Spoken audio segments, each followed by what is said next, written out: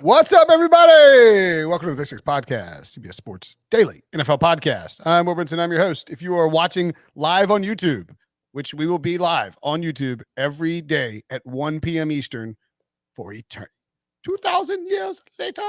You guys know that meme? The SpongeBob meme? Yeah, that's SpongeBob. Yeah.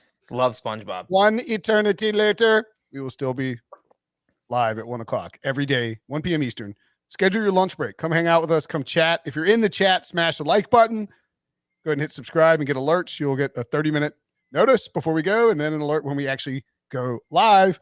If you're listening to the podcast, it is probably Wednesday, March 23rd. And of course, we love it if you listen. If you do listen, feel free to hit the subscribe button or leave a 5-star review.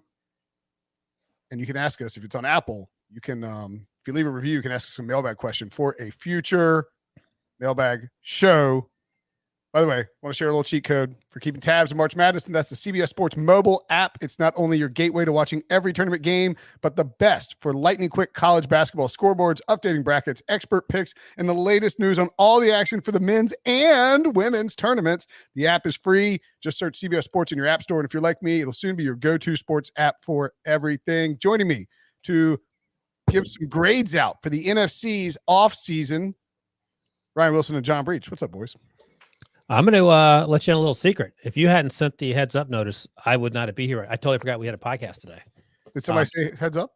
I will let you guys know that is Ryan Wilson playing the role of Will Brinson today. For real. And since we're handing out grades, I would like to give myself an F for our Pick Six NCAA tournament pool. Talked about it yesterday. I get a D-, by the what do I get? An F-? I'm like dead last. I'm dead last. My champion's already out, Brinson. Is your champion still alive? I got UCLA. All right. Well, you might be dead last, but you could still pass me. You know who gets A+?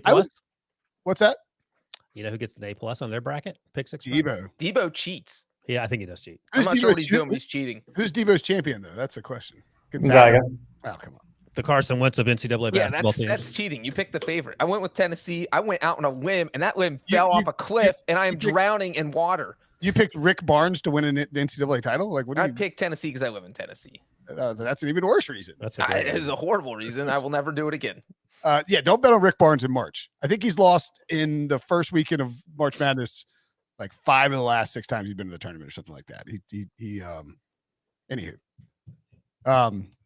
UCLA, I could still win. Like, the thing about UCLA is they're so unique in terms of like people having them. Like, there's probably 4 or 5 people in this whole Pick Six bracket that have them. So if they win, I have a chance to actually win the bracket anyway. But they're still like 15-1 to win the title now. They got to play, and of course, naturally, you know who they're facing this coming. North Carolina. Brinson's gonna be torn. Torn? I hate Tar Heels. What? How you want your neighbors to be go Tar Heels? Thank you. Thank you, Debo. Set him up. Knock him down. I'm not believing that was a setup. I choose to believe that Breech. No, it was a setup. I knew Debo had the clip ready. He always has the clip ready. He always has that clip. It just worked even better because you said I hate Tar Heels, followed by I love Tar Heels. I choose to believe that Breech doesn't really like know anything about me and is like actually thinks I'm a North Carolina fan. No, I don't want my neighbor to win. I hate Carolina, and Carolina knocking out my champion and a team that I purchased in a Calcutta would be quite ironic and very annoying. So there you go. Let's. So our grades are off to a good start with an F, an F-, and a D-. Yeah, and an A+. Oh, A+. Not bad, boys. Good job, Debo. We're gonna go division by division, and we're gonna dive right in because 16 teams to cover, and that's a lot to do. So as I try and figure out quickly, there we go. Wilson's got the Cowboys. That's what I needed to know. My computer died and my Chrome didn't reboot. I'm in sort of hell here. Anyway, Wilson, you have the Cowboys, and that's where we are going to start with our grades. Notable additions. Well, actually, you know what? I'll do it. You mean list of notable additions and departures, or do you just want to dive in on the grade and sort of mention them as you go? Whatever you think. I just pulled a Brinson and sent Debo my grades because, again, I forgot we were doing this. But I have graded all the teams. You want the grade first, or do you want the recap? Yeah, give the grade and your explanation, and we'll add on any of the notable additions. By the way, the teams that I have doing this as sort of to us by Debo, I basically have the Brinson and Breech of brackets in terms of teams to grade here. There are a lot of doo-doo-rific free agency first week for these teams that I have here. But we'll start with Yeah, the I'll tell you what. I'll list the top end guys real quick, just so we have. Go ahead. Amari Cooper was traded to Cleveland.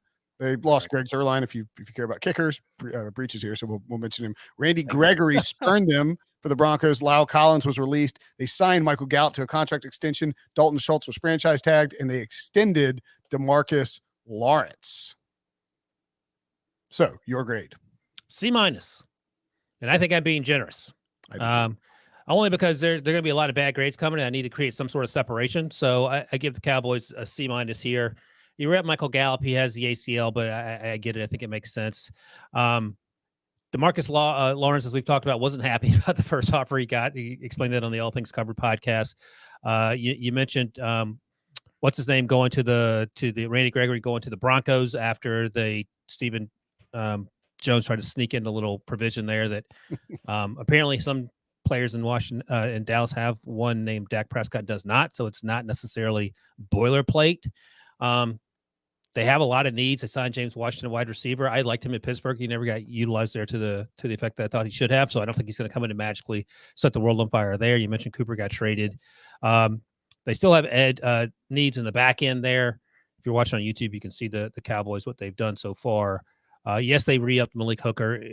He wasn't setting the world on fire when he got there last season. 2 years and $8 million sort of reinforces that. They brought back Jaron Kearse, who's a good player, not a great player. So they have some things to sort out in the draft, and that's okay. They're a good football team. It's not like they have millions of holes to fill, but I just think that they could have done a little more, and they tried to do a little more, and it didn't work out with Randy Gregory. So tight ends in need. We know they cut Blake Jarwin, I think. I get those two guys mixed up. They seem like the same person to me, but and safety, linebacker, edge rusher, and the interior defensive line. So look, they're the favorites, I would imagine, as we sit here, to win that division, but they got to make some things happen in with sort of the second level free agents, and once we get to the draft. So C- for the Cowboys. Yeah, I don't think that is a bad grade at all. And you know what, though, Wilson, even though you get a C- in this division in the NFC East, a C is a passing grade. That's going to get you, that's going to keep them at the top of the division, and that's all they needed to do. But, I mean, it was a crazy offseason in Dallas. I think the Gallup signing, and you mentioned that you liked it, it's a little risky. You know, you're committing 5 years, a lot of money to a guy coming off an ACL tear, and, you know, obviously you hope that he'll return to form and look like he has his first few years, but definitely a little bit of risk picking him over Amari Cooper. You know, and they got the Amari Cooper contract off their books, but they didn't really get anything in return. Amari didn't want to be there too. Well, I mean, true. So it is, I don't think this team got better, but I don't think they got worse. So a C feels perfect. Yeah. Yeah. I mean, the Gallup, the way that, so like they structured the Amari Cooper Gallup thing several years ago. Like they were planning on doing this and knew it when they took CeeDee Lamb, they were planning on it being CeeDee Lamb and Michael Gallup eventually, but Gallup coming off that ACL, and he's just, I mean, I think he's a really good receiver, but he is, you know, that is an injury that can cause receivers to, you know, start slow. Is he a true number two, or was he thriving because CeeDee Lamb and Amari were out there? Like that's a question that will be answered in real time. And I know people like to rag on Amari Cooper. He's really good. He's a really good receiver. The Randy Gregory thing coupled with the DeMarcus Lawrence thing, just some really, like, almost, it's just very Cowboys-esque. Unforced errors. Great call, Wilson. Unforced errors. I mean, they set up the Cooper thing. They could have structured it so they could have kept Amari Cooper. You know, Dalton Schultz, Michael Gallup, and CeeDee Lamb is really good. If it's just Dalton Schultz and Cedric Wilson and CeeDee Lamb because Michael Gallup's hurt or can't get going, then that's a bigger problem. The offensive line sort of taking some L's too. Lyle Collins, it's a big win for the Bengals. Not a big win for the Cowboys. I do think Dallas minus 130 to win the division is a little short given what else is in there, but maybe the Philadelphia Eagles are good enough to warrant a strong grade from you, Wilson, or no? Breech, what's the stat though? 18 years. 2004 is the last time we saw a division champion repeat in the NFC East. 2003, 2004 Eagles, who actually won it 3 years in a row, and since then, nothing, Nathan, nada. And my apologies. We'll go Commanders next, actually, Wilson. That's fine. Do you want to Going Commando for this one? Commando. I said it right. Dang it. Do you want to do the recap or you want me to do it? They added Carson Wentz via trade. They signed Andrew Norwell after letting Brandon Scherf walk. He signed with the Jaguars. They released Landon Collins, and then they pissed off the Bills by bringing back J.D. McKissick after he'd already agreed to a deal with Buffalo. Yeah, so I gave them Commanders. I gave a D+. And it starts with the Carson Wentz deal because they gave up a ton, 2 third-round picks. One of those third-round picks can become a second-round pick, basically creating a wash your hands of this situation, you're done thing for Chris Ballard, who now has Matt Ryan, and that feels like an upgrade. I wasn't on the podcast with you yesterday. I don't know if Debo offered any pushback on that. They lost Brandon Scherf. They replaced him with Andrew Norwell. That's not a like-for-like trade, even though Scherf is now in his 30s. The J.D. McKissick thing, that's good news, I suppose, and relatively cheap. But again, you're in the division with Dallas, who are the clear favorites, and you're not a better football team, right? You can say all you want that. I'm sure he'll push back from Debo. I'm not convinced Taylor Heineke is worse than Carson Wentz. Sure. And if that's where you're at and having to take on this contract and then giving up what you got for Carson Wentz, and I get it, you're not crazy about the draft, the quarterbacks in the draft. That's all well and good. But would you rather have Debo, you can answer this third because I know what your answer is. Would you rather have Baker Mayfield, Marcus Mariota, Jimmy Garoppolo, or Carson Wentz if you're Ron Rivera? Breech?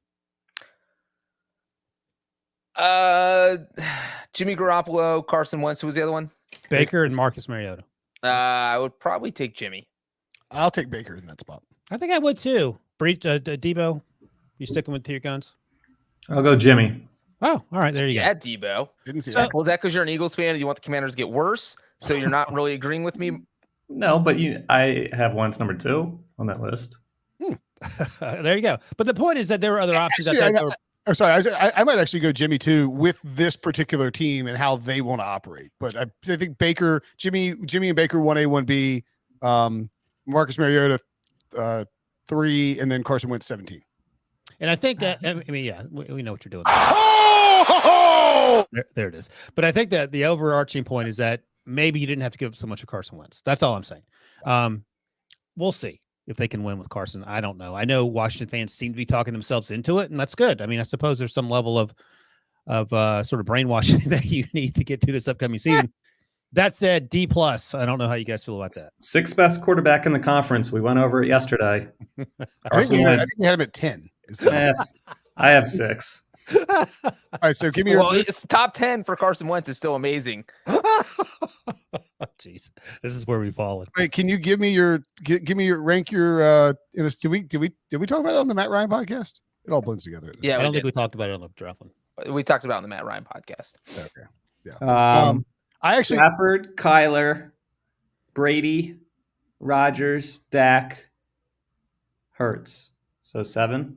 Cousins. Nah, That's You're not taking. You're taking Carson Wentz over Kirk Cousins. This is for 2022. No, you're taking Kirk Cousins, man. Come on, stop it. Yeah. Even I might take. Are you taking Jared? I'm taking Jared Goff over Carson Wentz. I'm taking Goff over Wentz. What about Jameis? I'm taking Jameis over Wentz. I'm probably taking Jameis over Wentz, but the ACL thing is concerning.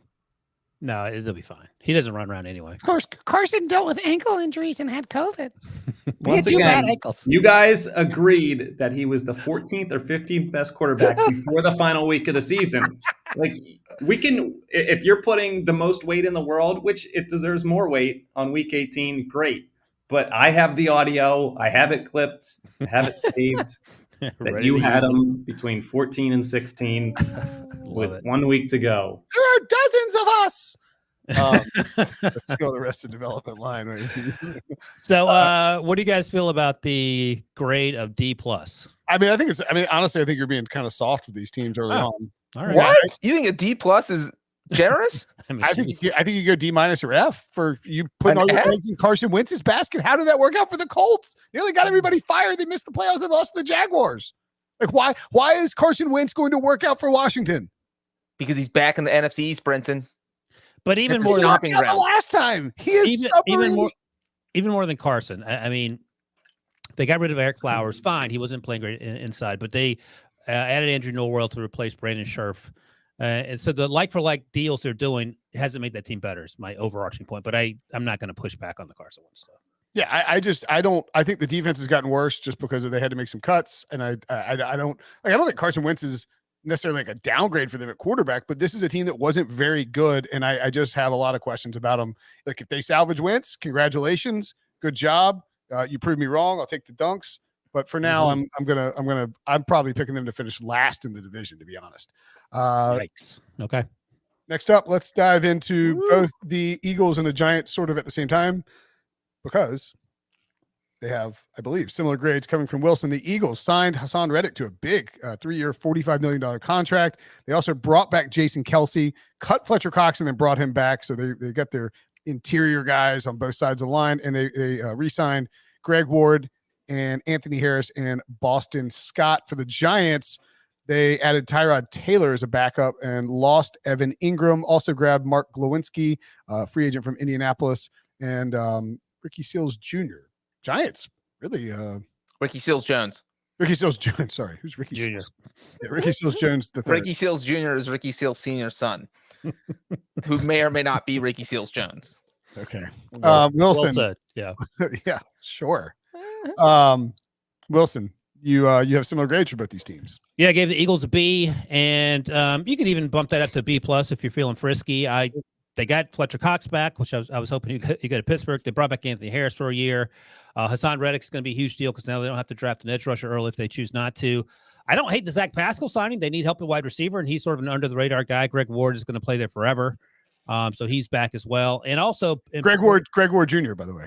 Greg Ward Jr., whose dad is Greg Ward Sr. Or is it Greg Ward Sr.? I can't remember. And part of this going into this grade, which I think I am going to bump up to B+, is the fact that they have 5 of the first 83 picks, 3 of those coming in the first round. So they have a long ways to go in terms of fixing this team, even though this is free agency grades. I'm lumping in the draft because I'm the junior draft analyst, and that's what I'm expected to do. And these are sort of off-season grades too. Like Carson Wentz doesn't technically qualify as a free agent that you signed or added, but like, you know, if you trade for somebody, and I do think that's a good point with the Eagles. We were talking about it on the Tuesday's mock draft show, but it come out Monday, Diva. I don't know anymore. Early this week it happened. The mock draft show from this week, it's in the feed. Check it out.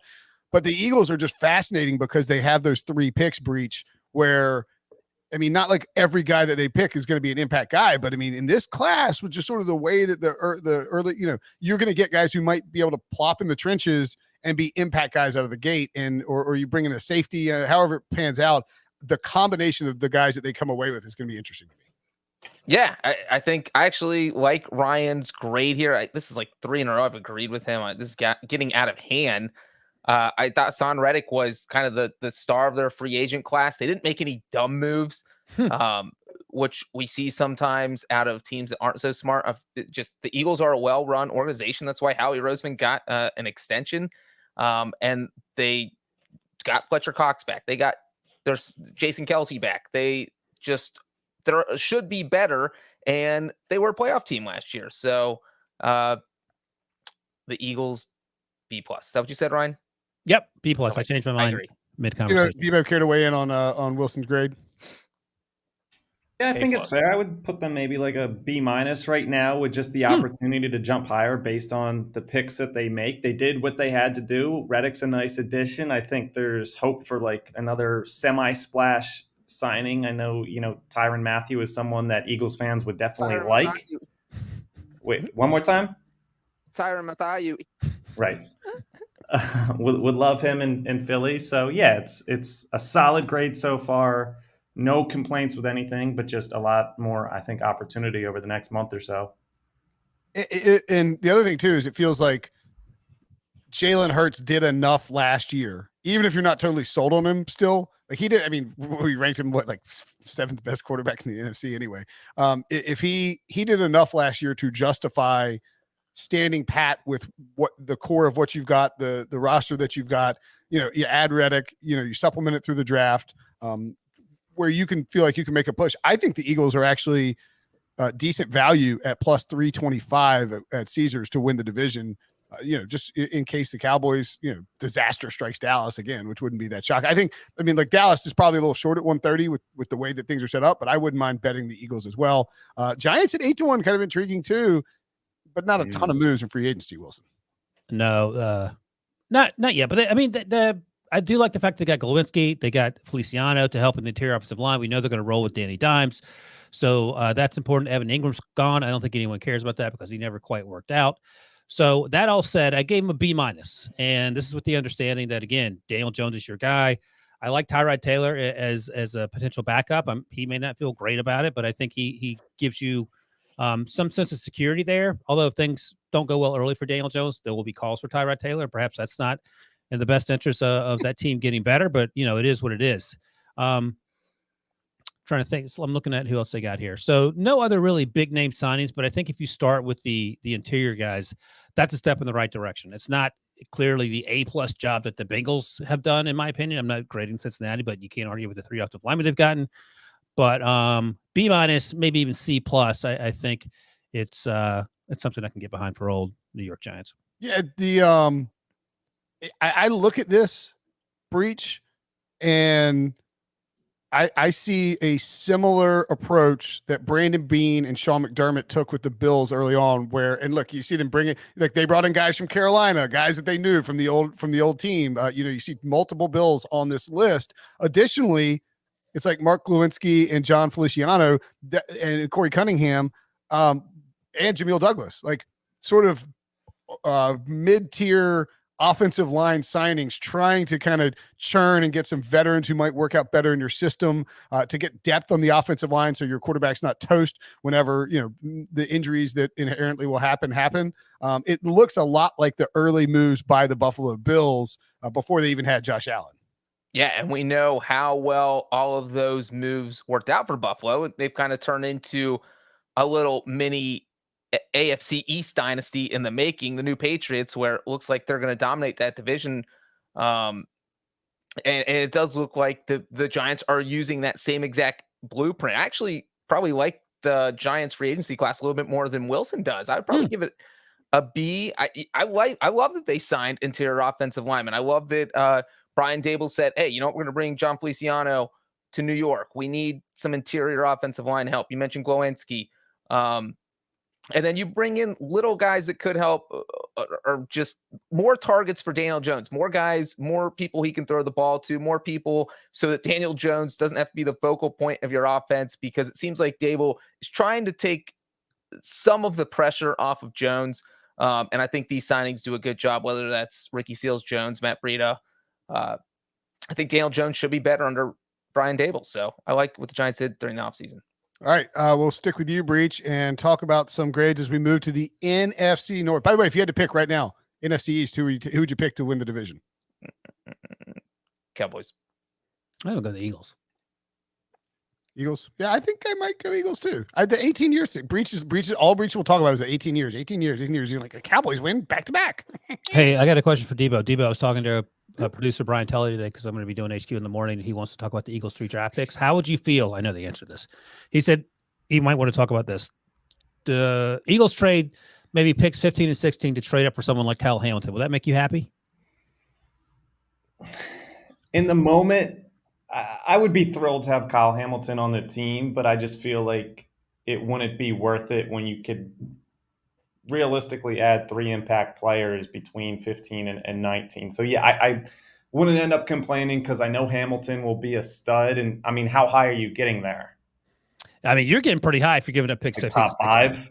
Yeah, somewhere up there, I would imagine 6, 7 or something. Yeah, I wouldn't do it. I thought you were going to say vehemently no, but you sort of soft pedaled on that one.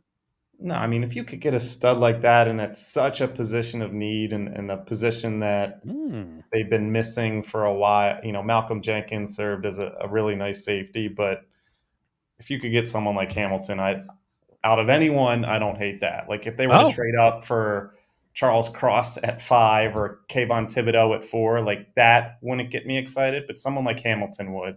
All right, there you go. Got it. All right, let's take a quick break. When we come back, the NFC North.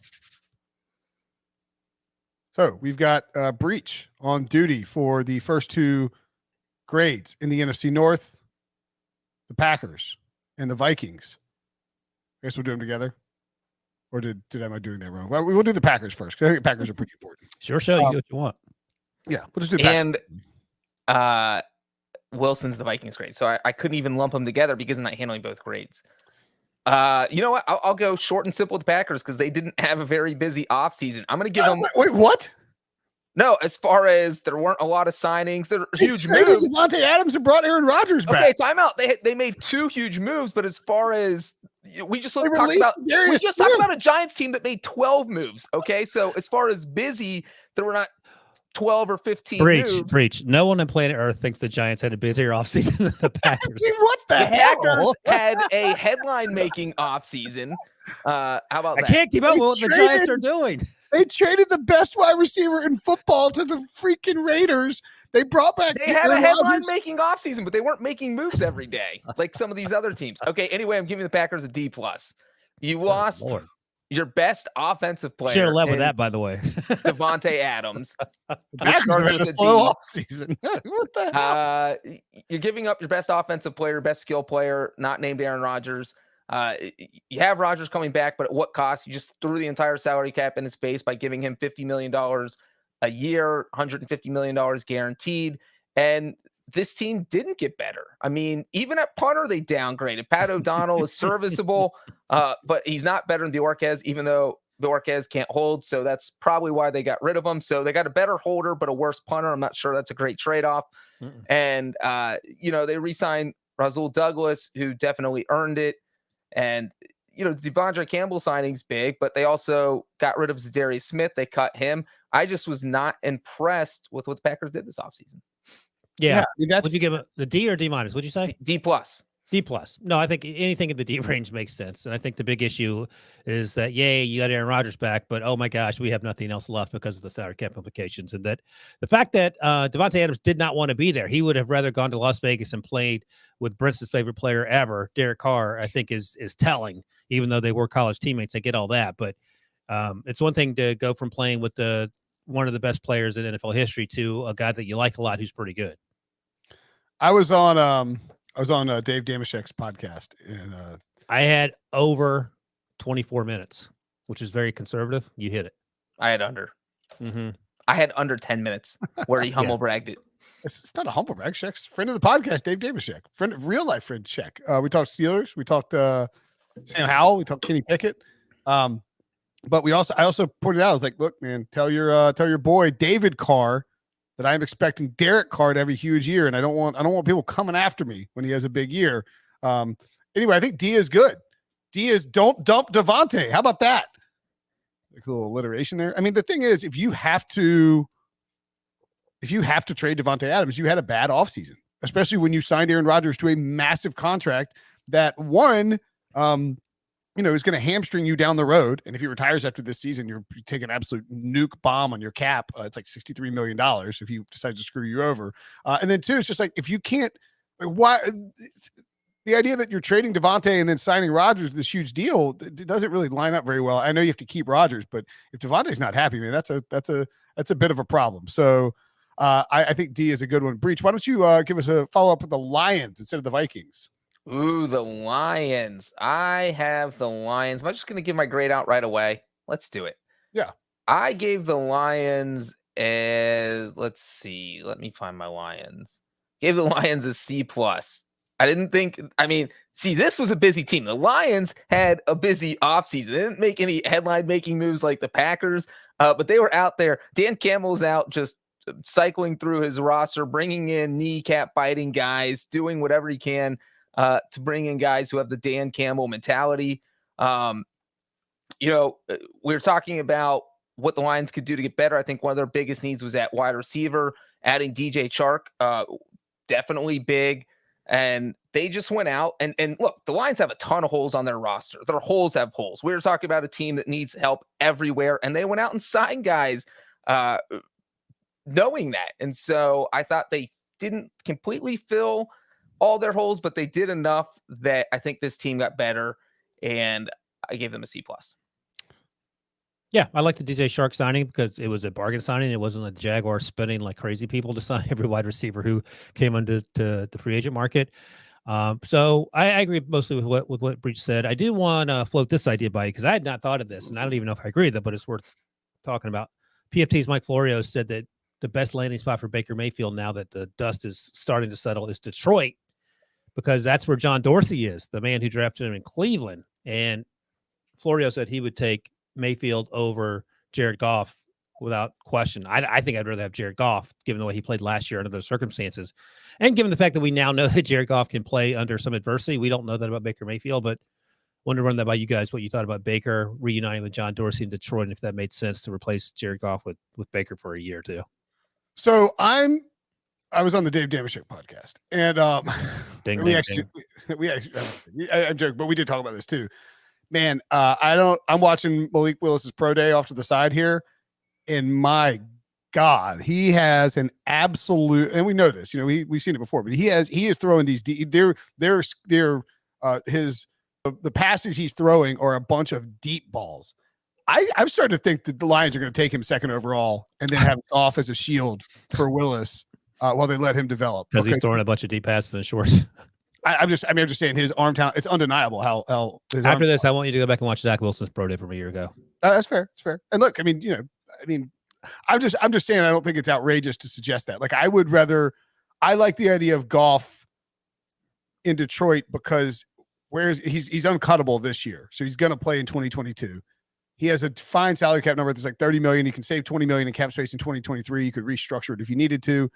Goff has weathered that first year storm. I think I'd just rather have Goff than Baker because I think you're inviting controversy. You're inviting chaos. Brad Holmes is Goff's boy. Dan Campbell clearly likes him. So even though I think at the end of the day, maybe I would prefer Baker to Goff in a vacuum, I think I'd rather have Goff with Detroit, just how he played and how that sort of culture fit appears to be working. Yep, I agree with Brinson. I hate to say it, but I would take Goff over Baker on the Lions. He's already been there a year. He's already comfortable in the system. You don't want to bring in Baker Mayfield and like Brinson said, just throw the whole thing into chaos. You're starting over from scratch, and then you have two guys because you have to keep Goff this year. And then you have two quarterbacks under contract who have a combined $50 million cap hit, and only one of them can play. Doesn't make any sense unless you're somehow getting rid of Goff in that deal. But obviously the Browns aren't trading for Goff. And if the 49ers can't try anybody to trade for Jimmy Garoppolo, the Lions aren't going to find anybody to trade for Jared Goff. Yeah, just stay away from Baker if you're the Lions. Yeah. Yep, I agree with that. All right, let's go to the Vikings, who Ryan Wilson has graded for us.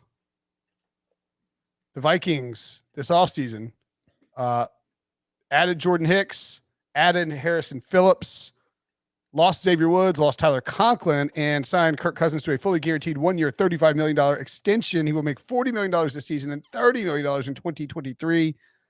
The deal has 2 voidable years, so that's exciting. Too bad it's not 2 avoidable years. Am I right?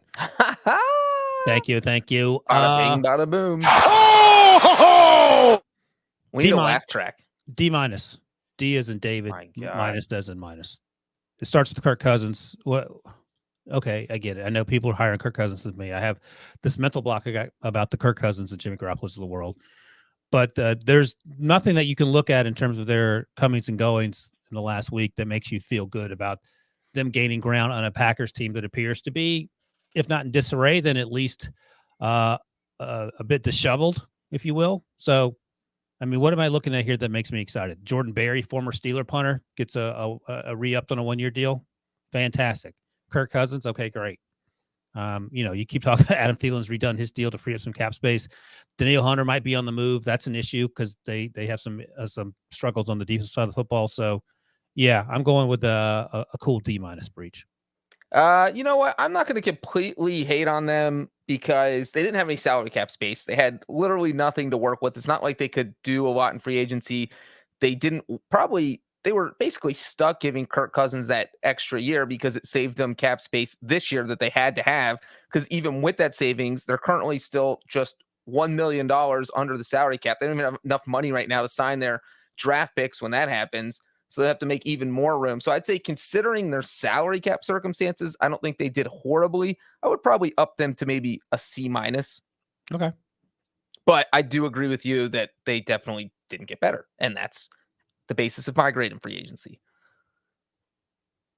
That's fine with me.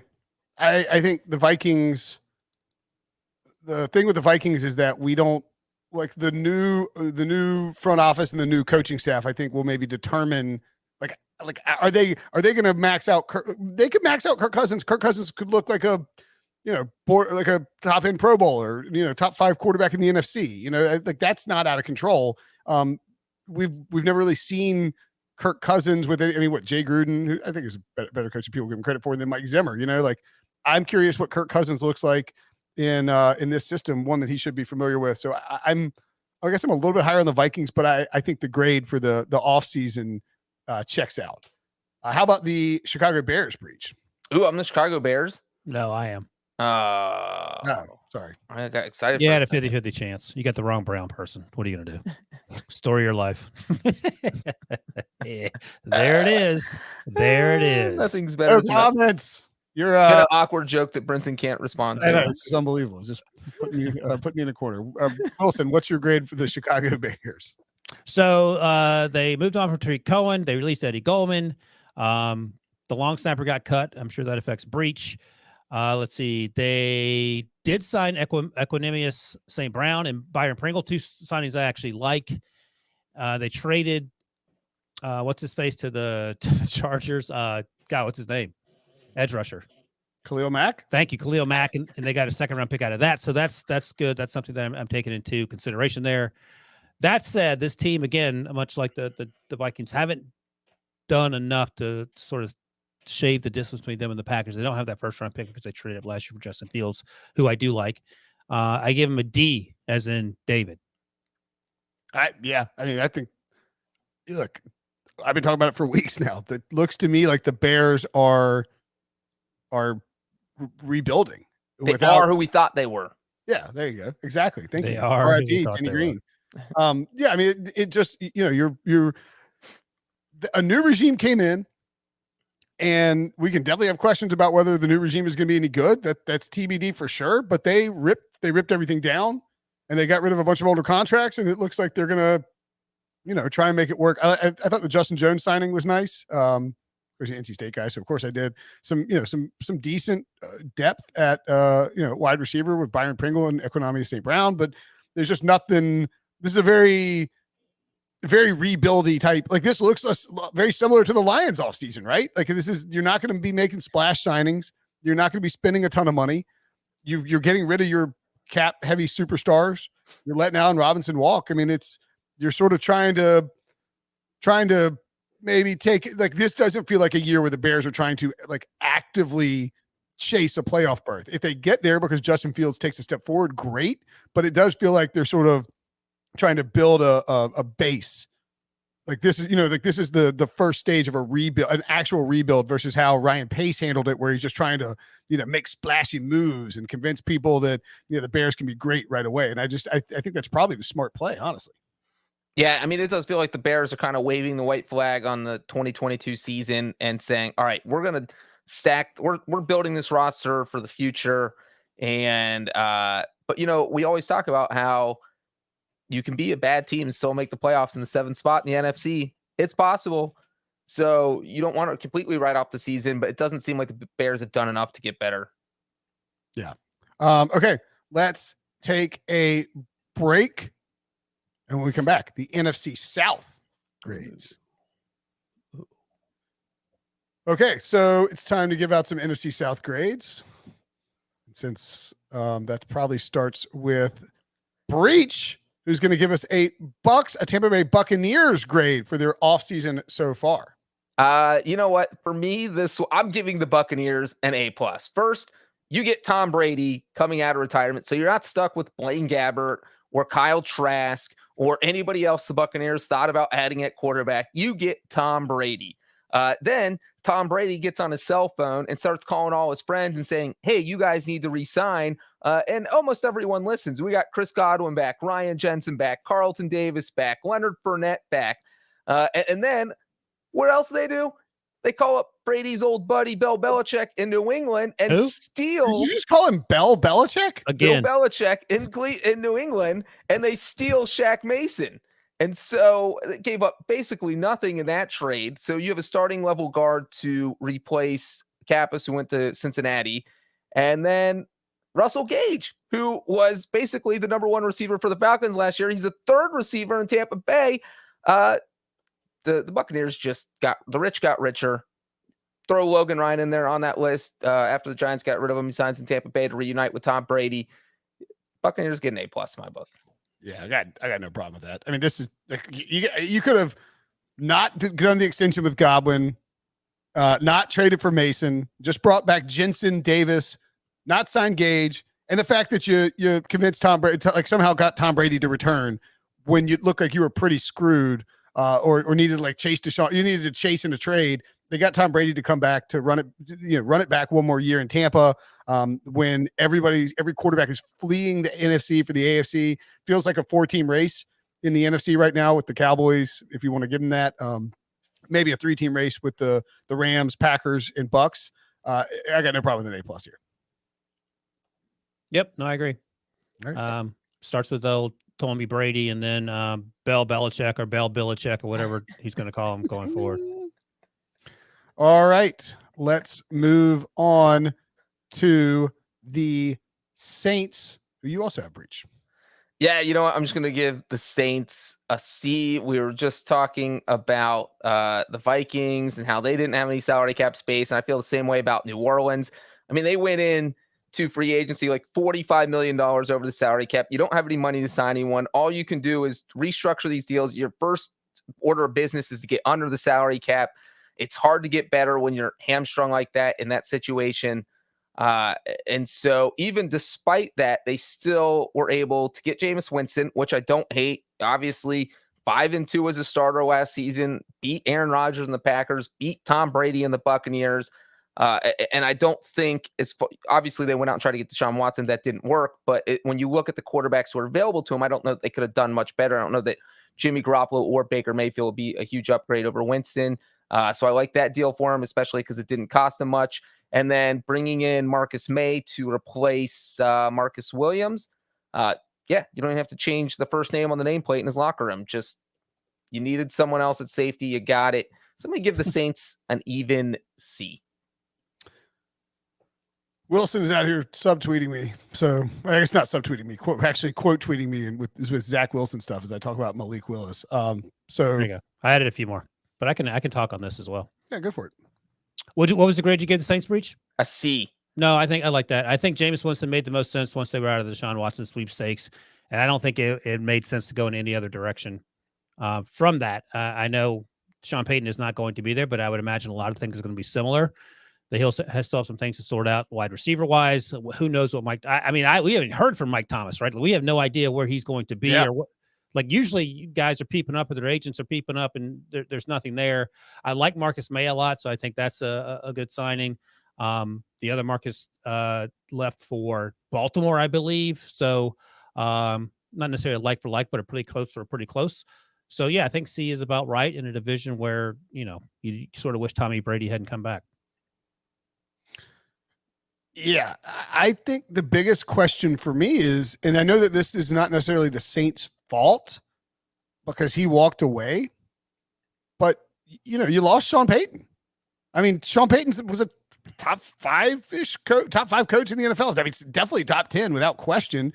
And I just sort of wonder. I think Dennis Allen will be a better coach than people are maybe expecting. But I do sort of wonder if it's possible that Sean Payton was the secret sauce for the Saints offense. And I mean, Carmichael's been there forever. Yeah, I think Pete Carmichael will be fine. But I think that's at least fair to ask, like, I mean, as much as Pete Carmichael's been with Sean Payton and should fill that OC role fine, it's not Sean Payton on the sideline calling plays. So I don't know. I think that's a fair question to ask. I think it's C or C-. Being able to bring back Jameis, solve the, they were in on the Deshaun sweepstakes too. That's a tough evaluation when you're thinking about that as well. So I think that's a perfectly fine grade. Saints could absolutely be a playoff team, fringe playoff team. I think it would be a pretty big long shot if they sold the division, but a fringe playoff team isn't out of the question. Breech, you also have the Atlanta Falcons. What? The Falcons I feel like are a tough team to grade. I kind of like some. Not really. Jeez, Wilson. I do like some of the moves that they're building for the future. And I like some of the things they did. They re-signed Cordero Patterson, who was basically their entire offense last year. I liked the fact that they brought in Casey Hayward. I love the fact that they've re-signed Younghoe Koo to a 5-year, $24.25 million contract. The one thing I do wish they would have done is trade Matt Ryan earlier in the offseason, maybe before free agency. If they would have gotten a little bit more compensation, it just felt like they gave Matt Ryan away. And they're taking a $40 million dead cap hit, the biggest in NFL history. And so, again, I said it about the Bears. I feel it about the Falcons, that they're waving the white flag on the 2022 season and saying, all right, we got Matt Ryan's contract off our books, and this is going to help us long-term, not necessarily in 2022. So I'm going to give them, I was kind of hovering between a D+ and a C-. I'm going to give them a pity grade and give them a C-. Yeah, that's too high. I think you have to go in the D. And by the way, if you're Arthur Miller, what's his name? Arthur Blank? No, not the coach. Arthur Smith. Arthur Smith. All the Arthurs. Yeah. If you're Arthur Smith, why would you want this to be a rebuilding year in year 2? I mean, you had to eke out a bunch of score wins last year. We did the math every week in terms of points for and points against. They very easily could have won 3 football games, it felt like. But I feel like you'd rather be going in the other direction, whether that's with Matt Ryan or with a legitimate plan B quarterback. Maybe Marcus Mariota is that guy. I don't know. He sort of was the 11th hour addition when they had to trade Matt Ryan after they whiffed on Deshaun Watson. So I don't know if Arthur Smith is interested in a rebuild. Now, ultimately, it may not be up to him, but yeah, I don't think he gets a choice in it. But Arthur Blank was extremely frustrated with how things had gone in recent years, and that was part of the reason that they, fired Dimitroff, and then they moved on from Dan Quinn, and so they're worse now than they were 2 years ago. That is true. And whose fault is it, though? Whose fault is it? Here's the other thing for them.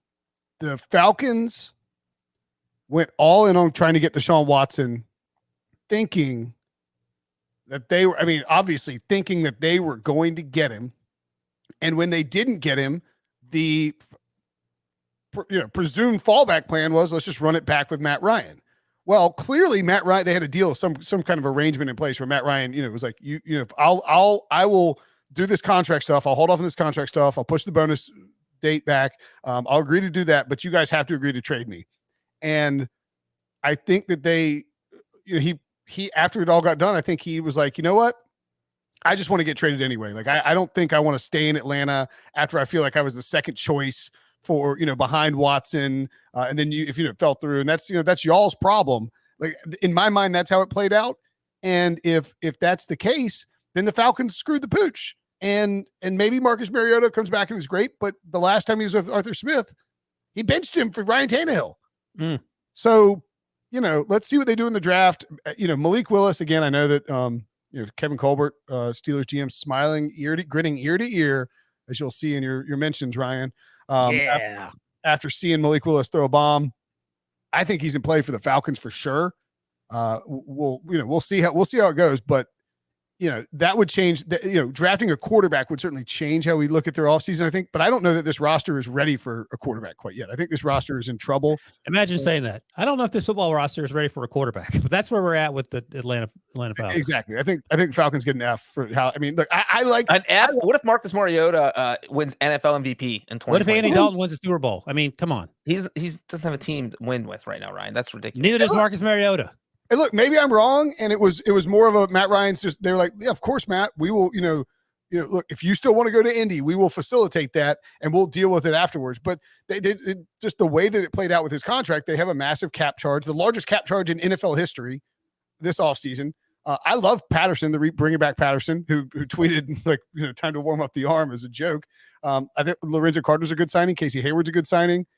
I don't love paying a kicker, but Younghoe Koo is a good one. Damian Williams is a nice sort of under the radar. Like, I like these moves, but these moves were made in part because of what happened with the quarterback situation. And just unfortunately, any team who made a hard push to get Deshaun Watson and then struck out is probably going to end up with a lower letter grade from us because, it's, if you lost the Watson sweepstakes, we're speaking strictly from a football perspective here.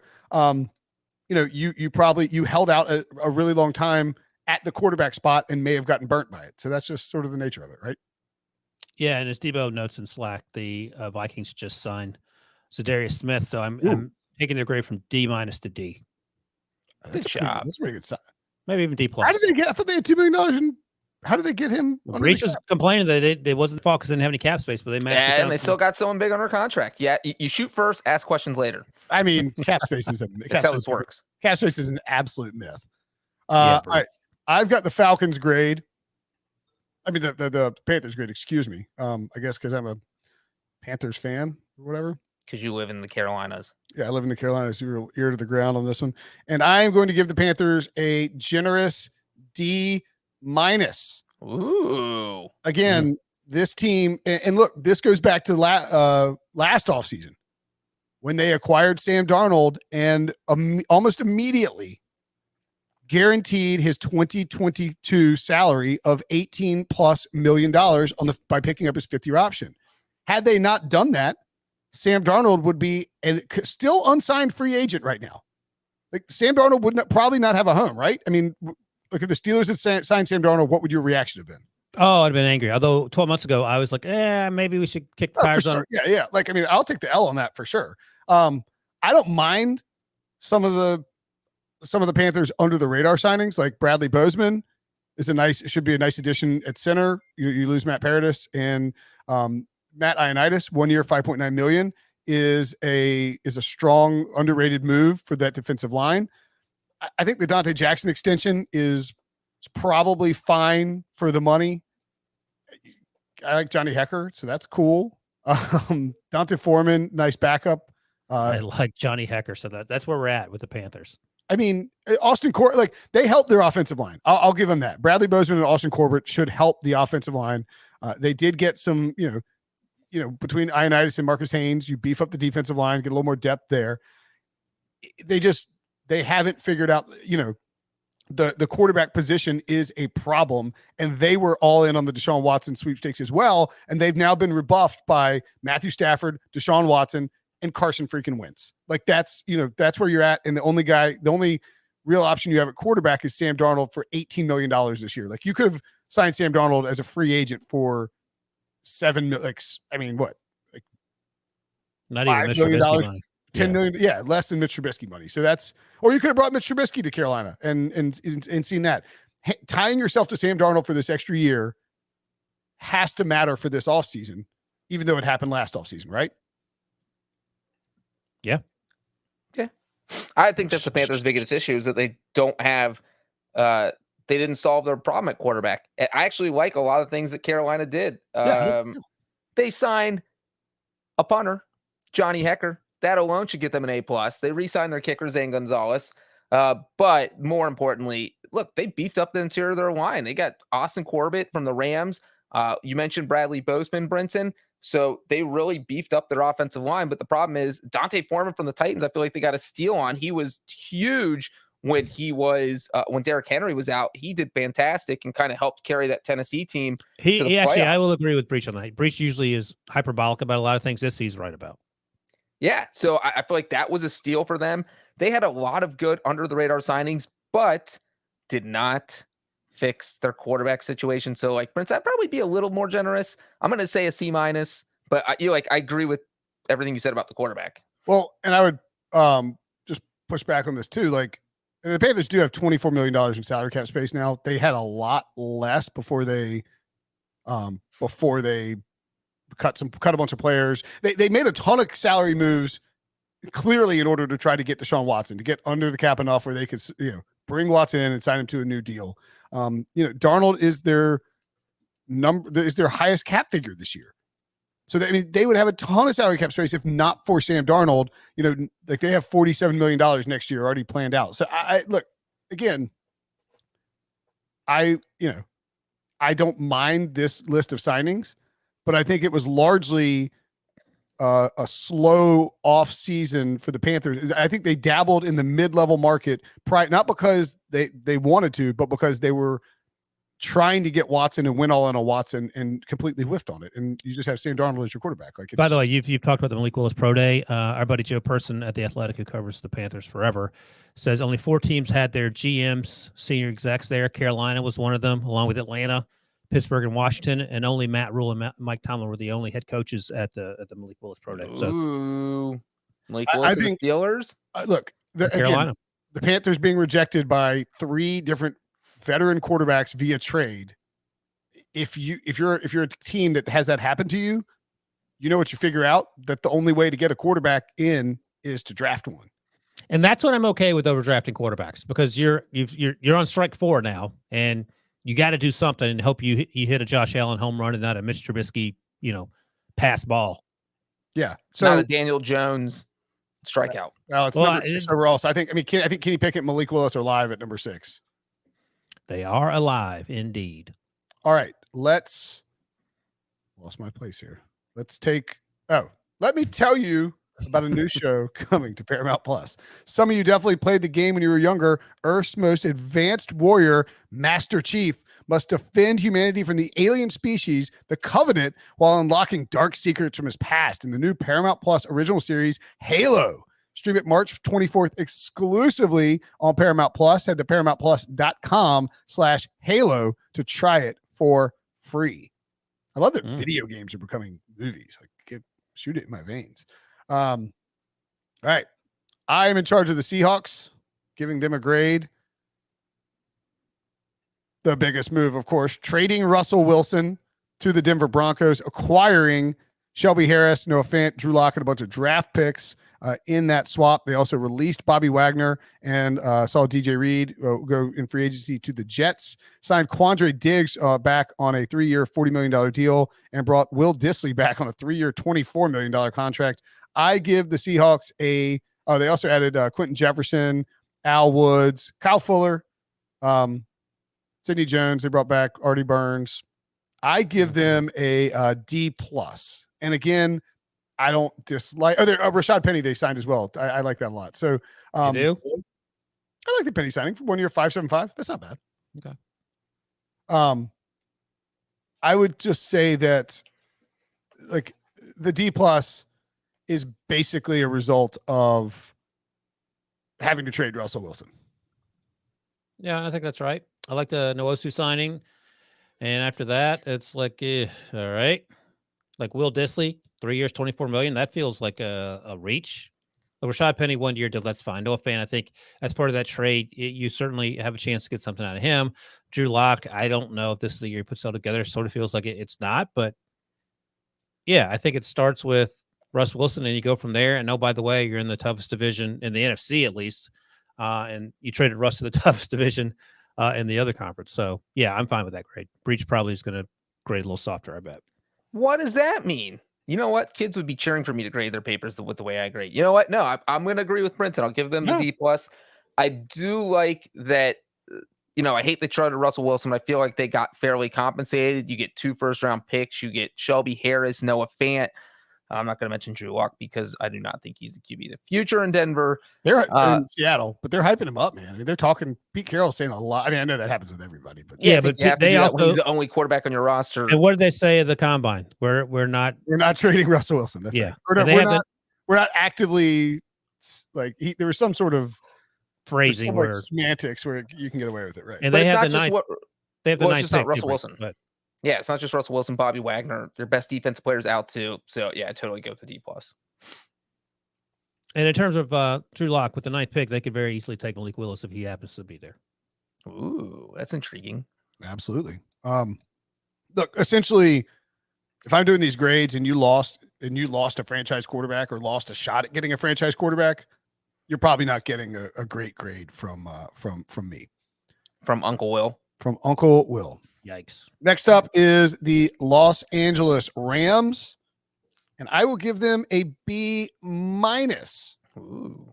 That is primarily based on the fact that even though the Rams, I think, are still one of the top 3 teams in the NFC, and maybe the Cowboys put them as 4, and there's a huge gap to the rest of the teams. And I like the Allen Robinson signing, but the losses here are pretty big for me. You lose Von Miller, and you had a big offer out there for him, and he just takes more money with Buffalo. Andrew Whitworth retires, no fault of theirs. I mean, they won the Super Bowl and he walked away. They trade Robert Woods. I understand it with maybe Odell Beckham coming back. And then you see Austin Corbett signs with Carolina. They did ink Joe Noteboom to a 3-year, $40 million deal. That seems like a ton, but they really like him, and he filled in nicely for Whitworth on that left side. Brian Allen, the center, 3 years, $24 million. So, you and then you bring back Cole Shelton, or you sign Cole Shelton. Like you get enough work on the offensive line where you feel good about it. But just, there's a natural attrition that comes with winning a Super Bowl almost 90% of the time, with the exception of like Tom Brady and the Bucks, where, you're just going to, you're going to take a B- at best, I think, when you start looking at those losses.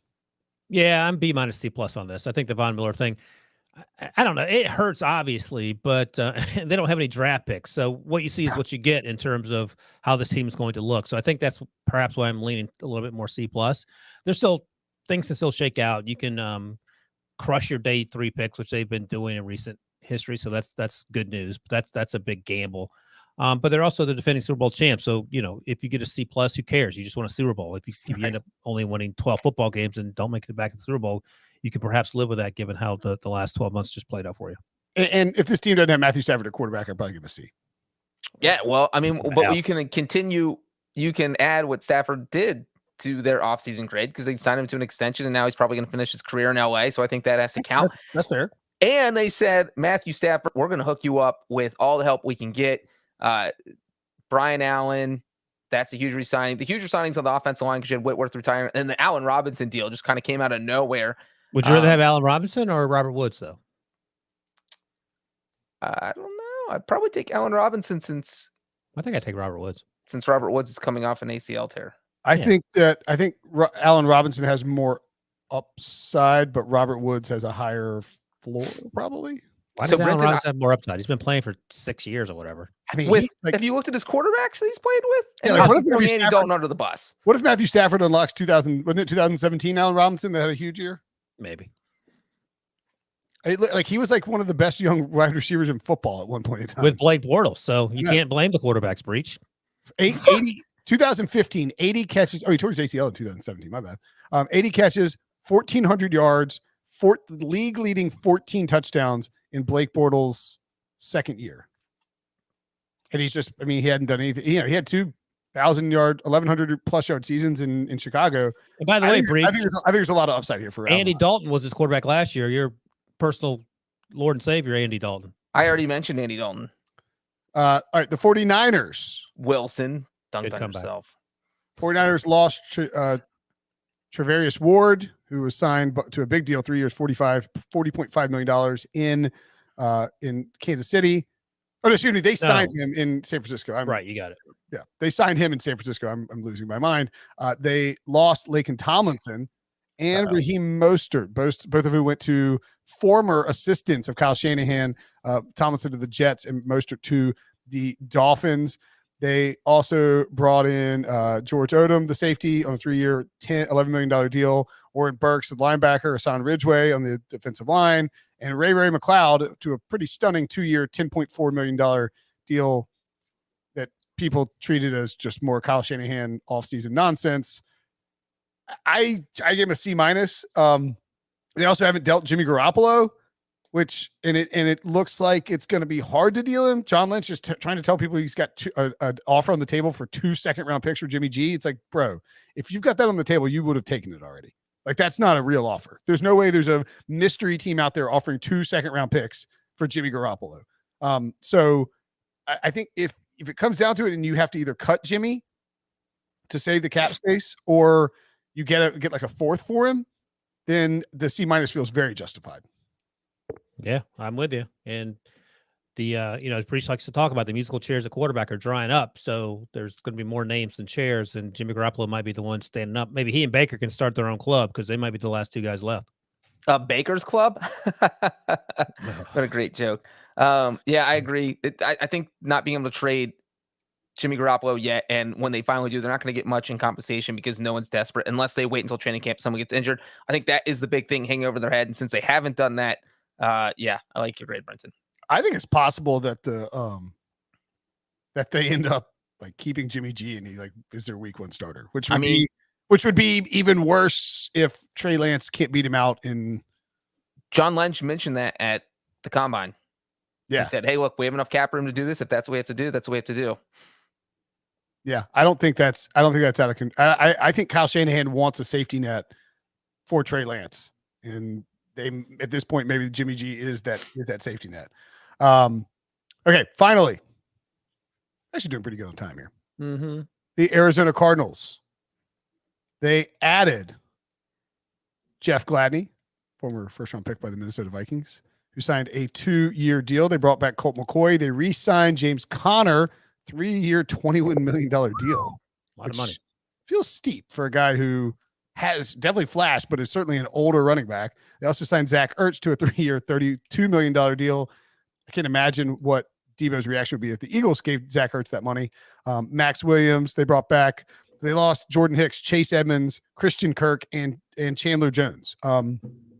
So I gave him a C, and I kind of think I should drop it down a little bit. I mean, I know you can't sign everybody, but Chase Edmonds, Christian Kirk, and Chandler Jones are 3 pretty big losses, even if those guys won't be quite as productive at their new spots. I mean, Chandler Jones could go nuts in Las Vegas, and I just don't think Christian Kirk is going to be a monster in Jacksonville. But that's a lot of losses to take. They should get some decent comp picks back, but it feels like this team. You can't yell at them for signing guys if you want them to get comp picks back too. So you got to do the. I would think that the deals that Jones, Kirk, and Edmonds signed would still land him a comp pick, even with the Connor, because the Connor and Ertz. I guess those guys were technically free. I don't know how the comp pick formula works if you sign your own unrestricted free agents. Yeah, I don't know either. So, I mean, I'm get on that. Yeah, I don't think it only counts as if you lose the free agent. So if you resign them, you didn't lose them. There you go. I didn't appreciate I'm saying, but like technically, James Conner was an unrestricted free agent. Yeah, but you didn't lose him. Yeah, right. If you sign with another team, you lose them, and then that goes in the comp formula. But if you sign somebody else's player, then that goes in the formula too. Right, they lost him. The other team lost him. I mean, I believe you, but I mean, I'm 99% sure. Okay, cool. Well, yeah, in that case, they should probably land 2 really good comp picks. But I still give him a C just because you lost a lot of talent in free agency. I'm okay with the Kirk thing because you're not going to pay him that much. Number one, they have Rondale Moore, who they drafted in the second round last year. He's going to get a bigger role, and he may end up being as exciting a player, maybe better. So I'm okay with that. Dre Hopkins will be healthy. I'm guessing he's coming back. We haven't heard anything. Kyler Murray's coming back. I think we haven't heard anything on Instagram from him. So I mean, the grade is fine. I get it. You take a flyer on Jeff Gladney, who just was had his court case cleared. I don't remember the results. He wasn't found guilty. So that's why he's back in the league and teams are checking him out. So yeah, I'm okay with it. Again, you're in an incredibly tough division, but I think they're not a better football team today than they were a month ago, but they're close. I don't think they're that far off. Who's the second best team in the NFC West? I mean, it has to be these guys, doesn't it? 49ers. We don't know who the quarterback is. You guys are just talking about maybe Trey Lance can't beat out Jimmy Garoppolo. Yeah, well, maybe the Cardinals don't know who the quarterback is either because they're in a fight with their quarterback. Yeah, Colt McCoy. That factored into my my grade too. I forgot to mention. I think it has to factor into the grade. I'm glad you factored it in because look, if you have drama with your quarterback, you have big drama, and that's still Jason Lockenford just reported over this week that things still aren't good between them, even though Kyler put the Cardinals back on his Instagram. And Kyler's agent took a shot at the Cardinals after the Raiders traded for Devontae Adams, saying, "Hey, look, the Raiders can afford to pay Derek Carr and go out and make big splashy trades, and what are the Cardinals doing? Nothing." So it's still a lot of drama there. Yep. I like Brinson's grade. Yeah, I think a C is fair. Okay. Wow. Ripped through that in pretty expedient fashion, right? Yeah, it's 68 minutes. Wilson demanded we be done by 2:15, and I think we did it. I mean, that's under 5 minutes per team. That's not bad. That's pretty good. That's good. 4.25 minutes per team. I actually thought we were doing the whole NFL, so when I found out we were only doing the NFC, surprise. We didn't. Each division didn't have enough juice for its own podcast, but we could definitely do split it. We could have split it eight ways. Anyway, AFC tomorrow. The AFC West by itself, and then the rest of the AFC, right, Debo? Just kidding. Yeah. That's actually not a terrible idea. Am I on the AFC tomorrow, Debo? You are not. Okay. I was going to say I didn't get that email. That's embarrassing. We run a Ryan, what time are we doing podcast moving forward? 1 p.m. Eastern. Breech, be there or be square. It's actually probably a good idea just for like my brain to have everything at 1 p.m. It's just like I know I have to show up here at this spot at 1 p.m. every day, and not go on Check's podcast at 1 p.m. I went, yeah. Like if somebody's like, "Hey, can you do this at 1?" I'm like, "Can't do 1. 1 to 2, 1 to 2:30, or really 12:45 to 2:30 off the table because you never know how long this podcast will go." Wilson has a radio hit to do with my pal and local celebrity Adam Gold. So Hi, Adam. We'll let and podcast listener, friend of the show. We'll let Wilson go. We'll all take off. I'll keep talking so Breech keeps waving. For Breech and Wilson, I'm Brinson. Thanks for watching. Thanks for listening. Subscribe, rate, and review, and we will talk to you guys later.